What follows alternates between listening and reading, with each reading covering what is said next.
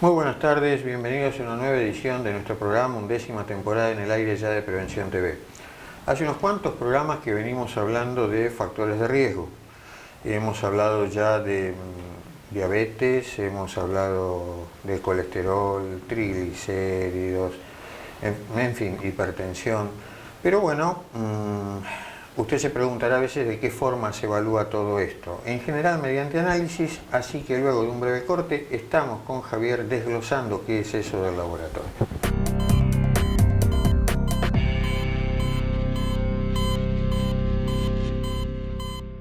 Bueno, cuando uno solicita en el consultorio un laboratorio, tiene una función específica, conocer el estado metabólico, si hay algún síndrome anémico, algo que pueda justificar o entorpecer, digamos, el trabajo nuestro, el de cardiólogo, o alguna patología que pueda surgir y que determine tomar conductas no solo cardiológicas, sino desde el punto de vista general.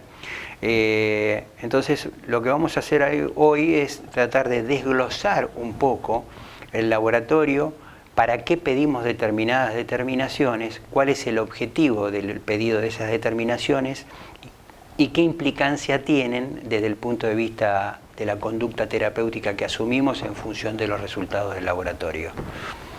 Bueno, tomando un poco la posta con lo que dice Javier, si usted va a un clínico se hace un chequeo, seguramente le van a pedir un electrocardiograma, seguramente le van a pedir una radiografía de tórax y análisis generales.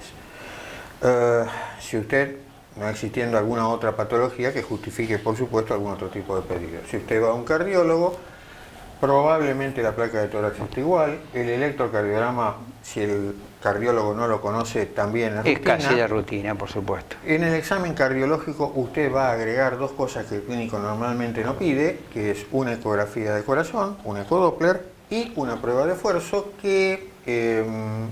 o cuya complejidad variará de acuerdo a lo que el cardiólogo considere después de interrogarlo y evaluarlo.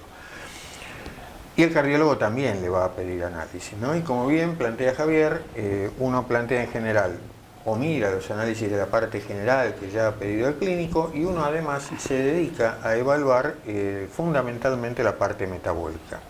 ¿Hay alguna otra especialidad que haga lo mismo? Sí, compartimos muchas de esas determinaciones con endocrinólogos y diabetólogos. Así que más de una vez usted se va a sorprender, llega al cardiólogo, miró lo que le pidió el diabetólogo y a lo mejor agregue una o dos determinaciones, pero no mucho más. ¿En qué nos centramos? Bueno, hablamos de factores de riesgo. Uno, por supuesto, se dedica entonces a evaluar cómo tenemos el azúcar, cómo tenemos la hemoglobina glicosilada y determinaciones puntuales como por ejemplo la insulina o el HOMA. Uno se dedica por otro lado a evaluar lo que sería la parte dislipémica, es decir, las grasas. Colesterol, colesterol bueno, colesterol malo, algunos precursores, a veces colesterol de muy baja densidad, apolipoproteínas, eso ya va en función de lo que el cardiólogo considere respecto de su evaluación habitual y de los antecedentes que usted tenga. No nos detenemos... Los triglicéridos también, por supuesto, no son importantes para nosotros. Ahí, sino que justamente tenemos que evaluar también los triglicéridos, que son una parte importante de todo esto, y evaluados todos esas determinaciones de las que en un ratito nos vamos a extender, que se refieren fundamentalmente a la parte metabólica. Hoy por hoy tenemos algunas otras determinaciones que nos permiten inferir o suponer que podemos llegar a tener problemas extras. Problemas extras quiere decir, estoy buscando si mi paciente corre el riesgo o no de que esos factores de riesgo estén por precipitar un evento vascular. Es decir, estén por precipitar que se me esté por ocluir una arteria. ¿Dónde? No sé. En todo caso, si las determinaciones sugieren se está por tapar una arteria, les recordamos que son miles de kilómetros dentro del cuerpo, tendremos que ponernos a buscar ya con determinaciones que escapan del laboratorio, con determinaciones que van a ir a buscar si el problema es coronario, si el problema potencialmente es cerebral, si las arterias que se están por ocluir están en las piernas o en si el vaso del cuello está bien. A través del vaso del cuello, a través de Doppler de arterias renales, a través de Doppler de miembros inferiores, es decir, tenemos toda una batería de estudios una vez que eso, digamos así, es puesto en nuestra ruta. Y también depende del sí. paciente que venga al consultorio.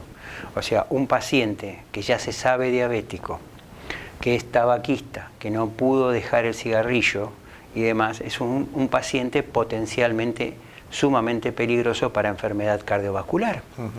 Porque el cigarrillo no solo potencia todo lo cardiovascular, o sea, los factores de riesgo, la hipertensión, la diabetes, lo duplica o lo triplica la presencia del cigarrillo, sino también la otra parte, que es la parte pulmonar, que uno debe evaluar en un paciente que fuma por ahí, qué sé yo, 20 cigarrillos por día durante más o menos 10 años. Entonces, en un paciente que ya se sabe diabético, nosotros sabemos positivamente que el diagnóstico de diabetes ya es determinar que ese paciente tiene lesiones vasculares. Hay que ver si esas lesiones son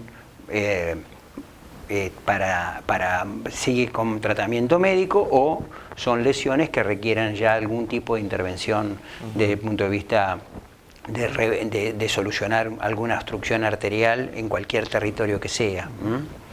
Así que bueno, ese es el panorama. Vamos a ir desglosando paulatinamente y después vamos a hablar puntualmente de qué es lo que el cardiólogo específicamente solicita y para qué lo solicita.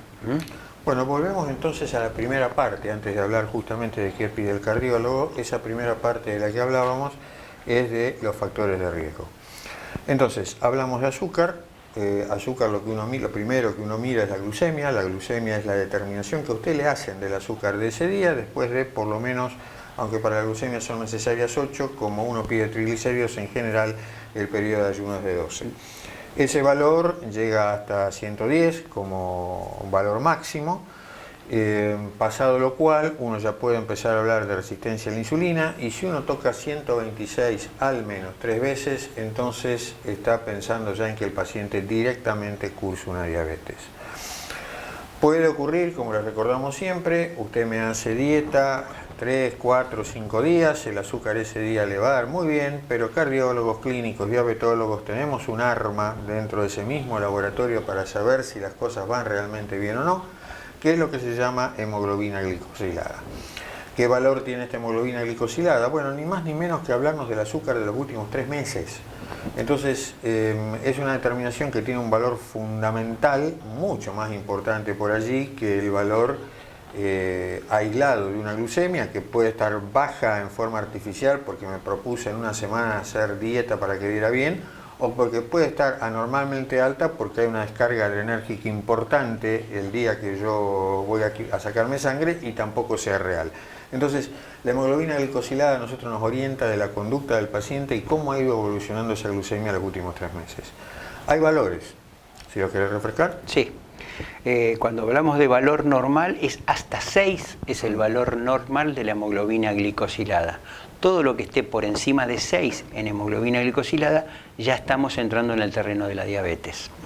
Aparte, la hemoglobina glicosilada, así como nos sirve para saber qué pasó con los últimos 3 meses del paciente con sus glucemias, también es una pauta que tomamos, o que toman los diabetólogos también, en cuanto al control de esa glucemia o de ese perfil metabólico del paciente. La hemoglobina glicosilada, el objetivo terapéutico, suponiendo que es un paciente diabético, que está con tratamiento, pues puede ser que esté insulinizado, que esté con medicamentos por vía oral, complementándolos, que hoy día el arsenal terapéutico que tenemos para la diabetes es realmente y francamente un paradigma nuevo que ha cambiado la historia de la enfermedad, porque realmente los descensos son espectaculares de los valores glucémicos, pero nos seguimos manejando con la hemoglobina glicosilada.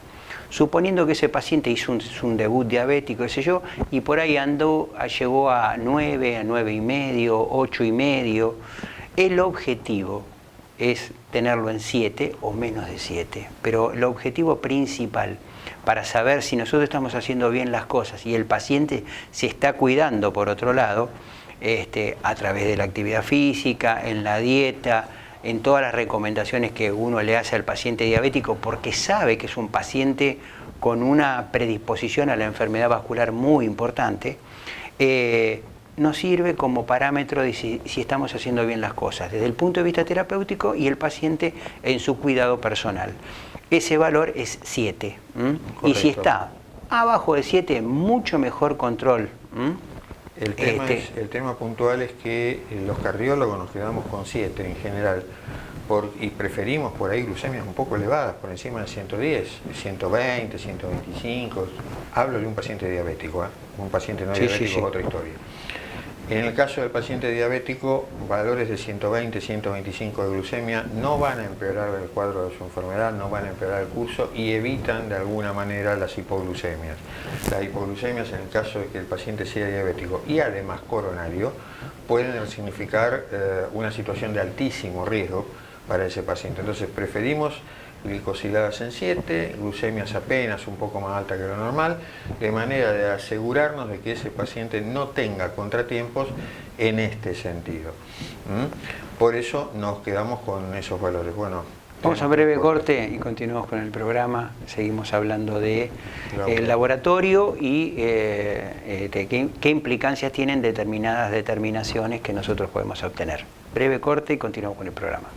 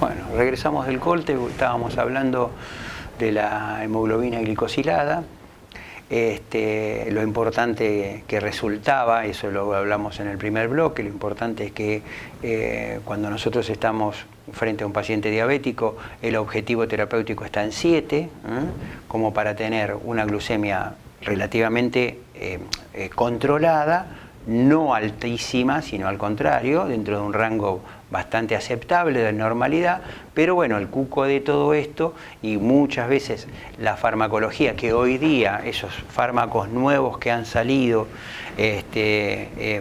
para la diabetes, para el control de la diabetes, que son realmente sorprendentes en cuanto a resultados, nos permiten estar mucho más tranquilos con esa terapéutica del riesgo de la hipoglucemia de los tradicionales y medicamentos antiguos de la diabetes. Así que bueno, después lo que me gustaría hablar, Fer, es, hablemos de cardiología, ¿no? ¿Qué examen de laboratorios puntuales pedimos los cardiólogos y qué significan cada uno de ellos en cuanto a la posibilidad o no de tener algún evento coronario o vascular, digamos? Concretamente, los cardiólogos pedimos algunas determinaciones en los últimos años. Se ha puesto esto, antes nos guiábamos por ahí, solamente mirábamos el colesterol malo, el LDL. Hoy por hoy se ha agregado otra serie de cosas. El primero es la proteína C reactiva. ¿Qué es la proteína C reactiva? Proteína C reactiva es un marcador de inflamación. Claro. De inflamación, sí, de inflamación. Es decir, que hay un montón de cosas que dan positiva la PCR, como decimos nosotros, la proteína C reactiva, que pueden incluso hasta tumores. Una PCR de 100, nadie va a pensar en una inflamación coronaria. Lo más probable es que uno piense en una infección gravísima o en un tumor. Entonces tenemos lo que se llama la PCR ultrasensible. Esta es un marcador de inflamación, pero de inflamación vascular. Una PCR global, digámoslo así, no ultrasensible, tiene un valor normal de hasta 5 y por encima de ese valor tendremos que detectar, mirando con los glóbulos blancos si hay una infección, buscando con otro tipo de generalidades de la aguja clínica si hay un tumor u otra cosa. Cuando uno habla de PCR ultrasensible, uno está hablando básicamente de que está buscando una inflamación vascular, porque en la base de toda obstrucción arterial hay un proceso inflamatorio. Más aún, hoy por hoy, muchas de las medicaciones que se están empezando a usar están dirigidas contra esa inflamación. Hubo alguna aproximación hace algunos años cuando hablábamos de cuidado con las infecciones dentales que pueden producir enfermedad coronaria, y era en realidad más que la infección en sí, probablemente haya sido parte del proceso inflamatorio, y se llegaron a plantear antibióticos como parte del tratamiento. Esta PCR ultrasensible tiene un valor normal de hasta 2 en general cuando uno habla de un proceso vascular. 2, máximo 3. Máximo 3. ¿Alcanza solamente con PCR? La respuesta es no. No. La PCR puede ser una aproximación y nada más. Se hicieron estudios, incluso cuando uno tenía valores borderline de colesterol en individuos jóvenes, con una PCR que estaba en 2 o apenas cruzaba los 2, se les agregaba en ese momento medicación puntual para el colesterol, aunque las cifras no fueran de colesterol por ahí exorbitantes, pero la idea era justamente PCR alta, LDL borderline, cuidado, tomemos medidas. Justamente hay algunos protocolos y el doctor lo está llevando a cabo también, justamente con la PCR elevada, es decir, Correcto. con marcadores de inflamación altos. Y es para salir con una nueva terapéutica para bajar el proceso. Anticuerpos monoclonales hoy por Perfecto. hoy, ¿no? Los anticuerpos monoclonales son anticuerpos, no son como los de las vacunas, no es que acá los produce una vacuna en particular o un algo en particular, son anticuerpos, digamos, humanizados, no producen reacciones alérgicas ni nada por el estilo, que van dirigidos contra algo en particular dentro de ese proceso inflamatorio. Porque la inflamación daría para varias charlas, explicar qué activa qué, cómo es la cascada, no tiene sentido aquí. Pero sí que esa nueva medicación que se está usando va dirigida directamente contra el proceso inflamatorio. Así que miren si se está dando importancia justamente a esto de inflamación en la patología vascular, para que haya nuevas medicaciones que se están investigando más allá de todo lo que conocemos. ¿Es lo único? No. El otro marcador que uno, o los otros dos marcadores que habitualmente solicitamos, uno es el fibrinógeno. Correcto, el fibrinógeno es parte de la cascada, como le decimos nosotros, de la anticoagulación. Es una cascada porque en realidad la anticoagulación no depende de un elemento en particular, sino que existen lo que se llama factores, son 11 factores en realidad, alguno más agregado por ahí porque hay otras sustancias que colaboran, y este es uno que se llama fibrinógeno. El fibrinógeno, en caso de tener un valor normal, bueno, uno sigue de largo. En caso de tener un valor borderline o un poco más alto que lo normal, uno vuelve a tratar de armar el rompecabezas. ¿Es solamente el fibrinógeno? ¿O tengo el fibrinógeno, la PCR, el LDL? Porque donde se empiezan a juntar valores anormales, por más que mi paciente esté asintomático y hasta no tenga factores de riesgo, yo tengo que pensar como médico que se está incubando algo. Ese se está incubando algo no significa necesariamente tengo que ir a medicar ya, pero sí tengo que ir a investigar qué pasa y si con todos esos análisis que me están dando mal, puedo detectar si existe realmente un problema vascular, si me tengo que preocupar o todavía no.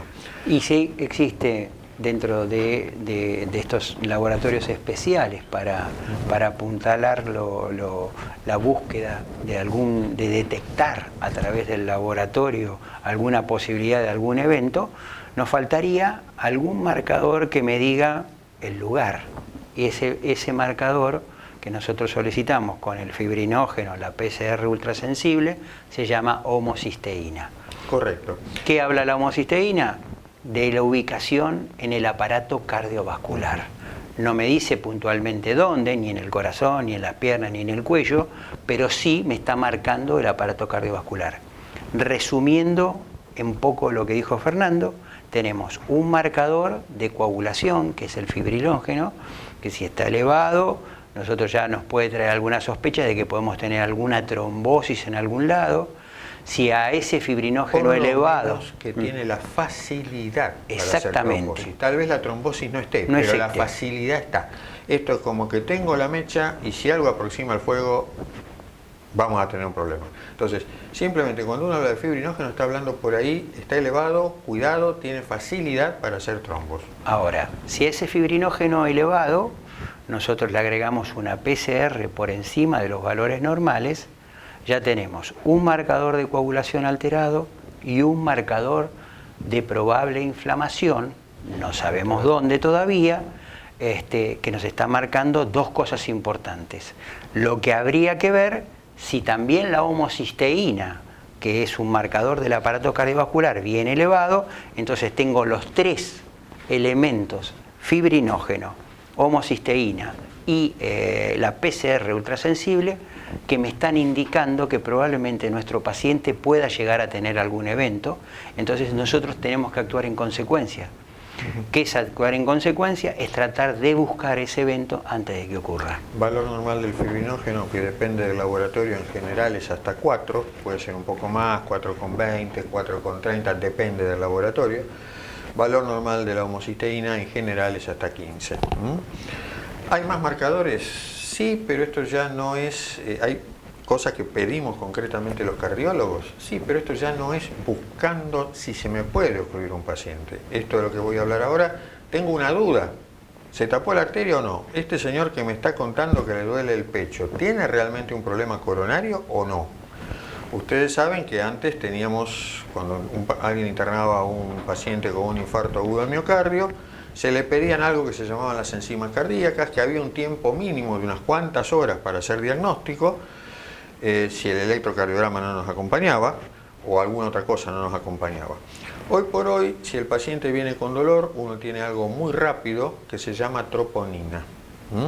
Esa troponina se pone de manifiesto si el paciente tiene un evento coronario agudo o una probabilidad de un evento coronario en curso en los últimos días.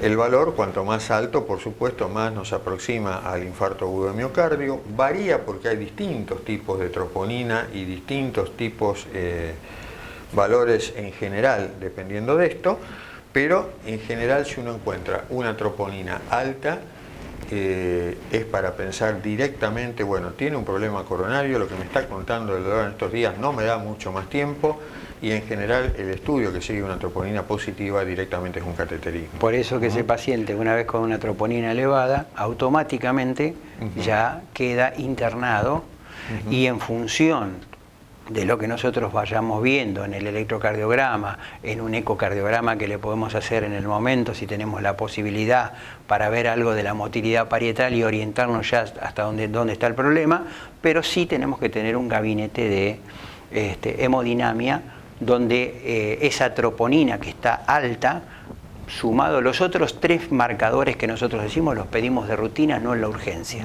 La troponina es un marcador de la urgencia. Y cuanto más elevada está, evidentemente estamos frente a algún síndrome coronario y que debemos resolverlo. Es decir, por ahí está en curso y nosotros logramos ante esa troponina elevada, llevarlo a la hemodinamia, ver que hay una arteria con un 80, un 90% no tapada del todo, poder destaparla, colocarle un stent y le salvamos una arteria y se salvamos de hacer el paciente que tenga un infarto. De cualquier manera la clínica sigue siendo importante porque la troponina me puede inducir un error. ¿Quién puede tener troponina alta y no ser coronario? Un insuficiente renal. Un paciente con insuficiencia renal importante también va a tener troponina alta y en este caso las coronarias no tienen nada que ver. El tiempo nos quedó corto de nuevo, pero bueno, creo que en líneas generales el mensaje que queríamos transmitir fue. Así que breve corte y cerramos el programa.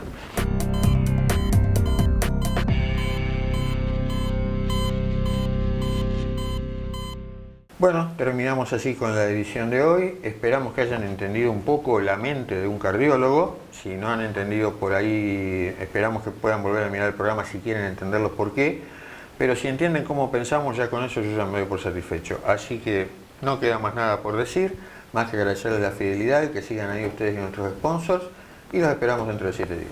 Les deseamos una muy buena semana y nos encontramos dentro de 7 días en una edición de Prevención TV. Hasta entonces.